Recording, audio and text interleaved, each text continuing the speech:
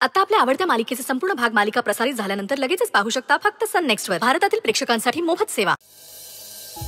Hats off to you ma'am. जेसी त्याला शिक्षा देणं हा फक्त माझा बदला नव्हता. त्या केसमध्ये मी कित्येक मुलींच्या अत्याचाराला वाचा फोडली. नकळत त्या मुलींचे आशीर्वादच मिळालेत मला. आणि जेव्हा त्या गुन्हेगाराला शिक्षा झाली ना, तेव्हा त्या क्षणी एक स्त्री म्हणून मला स्वतःबद्दल प्रचंड आदर वाटला. आणि ती एक अतिशय मेमोरेबल मुमेंट होती माझ्यासाठी. आणि स्वानंदी, तुझ्या बाबतीत झाला फक्त तोच बलात्कार नसतो. परपुरुषाची घाणेरडी नजर, त्याचा किळसवाणा घाणेरडा स्पर्श बाईच्या शरीराला कुठेही झाला ना तरी तो बलात्कारच असतो. पण प्रॉब्लेम हा आहे ना की अशा बलात्कारांची दाद नाही मागता येत. असे बलात्कार कुठेही होऊ शकतात, कुठल्याही जागी. घर, बस, ट्रेन, ऑफिस, शाळा, कॉलेज, अगदी धार्मिक स्थळी सुद्धा. आणि ती जी फिलिंग असते ना, ती किळस त्या बाईला आयुष्यभर बोचत राहते. आणि जेव्हा तुझ्यासारखी मुलगी आपल्या विरुद्ध अन्याय झालाय या गोष्टीला वाचा फोडायला निघते ना, तेव्हा ती एकटी नसते. तुझ्यासोबत अशा लाखो मुलींची आशा असते ज्यांनी कधी ना कधी आयुष्यामध्ये असे घाणेरडे प्रसंग अनुभवलेत. आणि त्या गुन्हेगाराला होणारी शिक्षा ही त्या लाखो मुलींनाही समाधान देणारी ठरते. आणि स्वानंदी, तूच खचलीस ना तर तुझ्याकडे आशेने बघणाऱ्या हजारो मुली खचतील. त्यामुळे त्यांच्यासाठी तरी तुला लढावंच लागेल. पण शेवटी निर्णय तुझा आहे.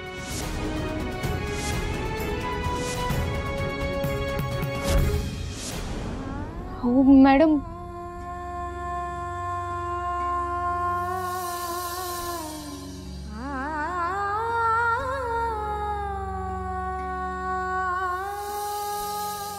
अरे सर, मेरी बात सुनो, मुझे बहुत अर्जेंट काम है. अंबिका मैम से मिलना है. आतमध्ये नाही जाऊ शकत तुम्ही. प्लीज प्लीज सर, जाने दो. नाही जाऊ शकत. सर मेरी बात तो समझो. ए, काय गडबड आहे? नमस्ते मैम, मैं फातिमा, स्वानंदी की रूममेट. हा, मग काय काम आहे? मैम, माझ्याकडे ना खूप महत्वाचा एविडेंस है इस लैपटॉप में. प्लीज एक बार देखिए आप. आती.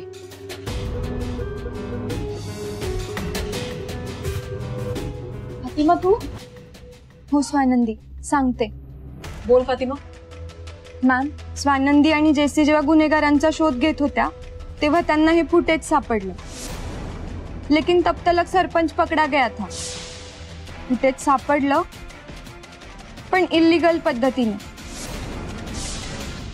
म्हणून आम्ही हे तुम्हाला सांगितलं नाही. फुटेज? हो मॅडम, मी आणि जेसीने त्या पार्टीच्या हॉलमधनं फुटेज चोरून आणलं होतं. लेकिन सरपंच के रिपोर्ट और वो छूट गया ये मैंने टीवी पे देखा. म्हणून मी इकडे फुटेज घेऊन आले. पण फक्त हे इल्लीगल आहे. पण मॅम, पार्टीच्या रात्री स्वानंदीच्या खोलीत कोण कोण गेलंय हे सगळं त्यामध्ये दिसतंय. इतकं क्लिअर दिसत नाहीये पण दिसतंय. अरे मग हे पोलिसांना आधी का नाही सांगितलं? मैम, मैंने मना किया था. मी लॉची स्टडी करते. इल्लीगल पुरावे कोर्ट एक्सेप्ट करत नाही हे माहिती आहे मला. इसलिए मैंने ही बोला की नका देऊ म्हणून.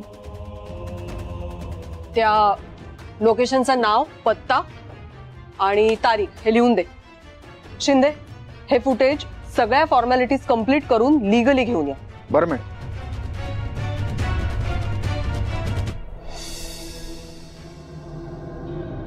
शिंदे, मला आजच्या असते फुटेज हवंय. मिळतील मॅडम. कोर्टामध्ये सादर करण्याचा जो काही पुरावा असतो तो लीगली पद्धतीने मिळवायला लागतो. पण माहिती ही कुठल्याही सोर्स कडून मिळाली तरी चालते. ते फुटेज आता प्ले कर, कारण शिंदेला यायला रात्र होईल. आणि हा कोण कल्प्रिट आहे मला हे आत्ताच्या आत्ता कळलं पाहिजे. हो मॅडम.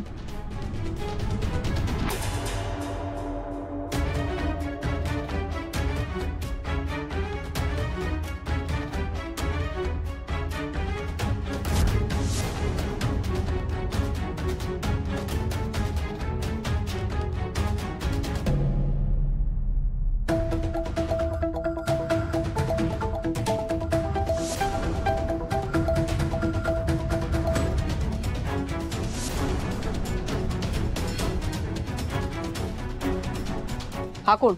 अरविंद.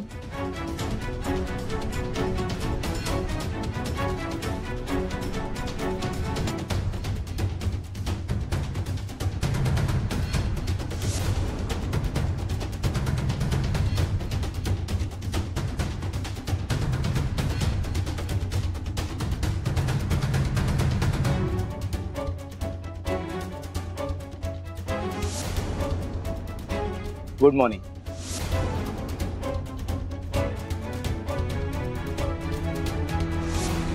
हा कोण? हे सुजित सरपोतदार आहे. मी यांच्याच ऑफिसमध्ये कामाला आहे.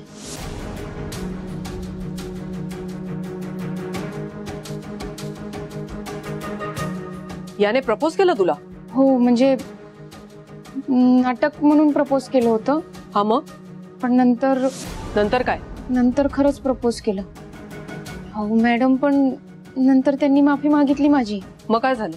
त्याने माफी मागितली असली तरी तुझ्या आजूबाजूला असणारी प्रत्येक व्यक्ती ही माझ्यासाठी सस्पेक्टच आहे.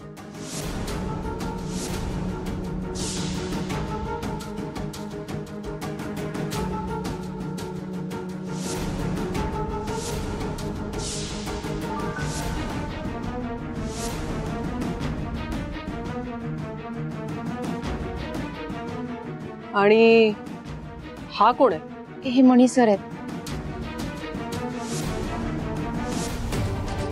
हो मॅडम, मणी सरांचं नाव नका लिहू. का? मी ओळखते त्यांना. ते चांगले मित्र आहेत माझे. माझा विश्वास आहे त्यांच्यावर. ते असलं काही करणार नाही. पोलिसांच्या नजरेमध्ये जो माणूस सगळ्यात जास्त विश्वासू ना, तोच आरोपी असण्याची शक्यता ही सगळ्यात जास्त असते.